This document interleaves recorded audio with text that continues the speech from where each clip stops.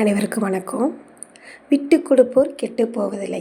இந்த மாதிரி நம்ம பழமொழி கேள்விப்பட்டிருப்போம். இந்த பழமொழிப்படி வாழ்ந்தால் நம்மளுக்கு எப்போவுமே வாழ்க்கையில் பிரச்சனைகள் குறைவு.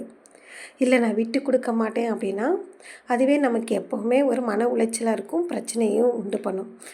இது மாதிரி ஒரு சின்ன கதை ஒன்று இருக்குது. அந்த கதையை பார்க்கலாம்.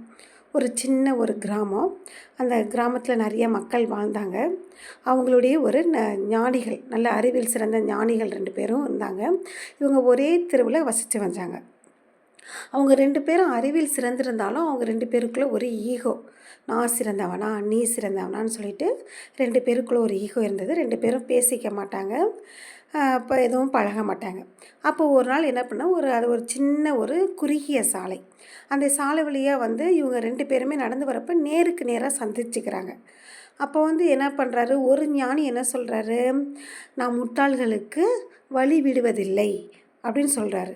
உடனே இன்னொரு ஞானி அதுக்கு பதில் எப்படி சொல்கிறாரு, அவர் ஓரமாக ஒதுங்கி நின்றுக்கிட்டு நான் முட்டாள்களுக்கு வழி விடுபவன் அப்படின்னு சொல்கிறாரு.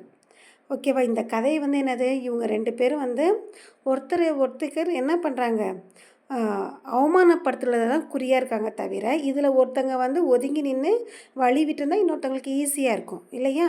இது மாதிரி தான் நம்ம வாழ்க்கையிலையுமே நம்ம எப்போவுமே நம்ம அடுத்தவங்களை என்ன சொல்கிறது, வார்த்தைகளால் துன்பப்படுத்தணும்னு நினைக்கக்கூடாது. நம்ம தான் எல்லாத்துலேயும் சிறந்தவங்க நினைக்கக்கூடாது. எல்லாருக்கும் எல்லா திறமையும் உண்டு. மற்றவங்களுக்கு நம்ம விட்டு கொடுக்க வாழ்ந்தும்போது அந்த வாழ்க்கை சிறப்பானதாகவே இருக்கும்.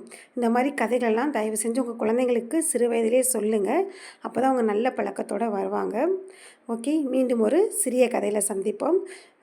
லைக் பண்ணுங்கள், சப்ஸ்கிரைப் பண்ணுங்கள், ஷேர் பண்ணுங்கள். தேங்க்யூ.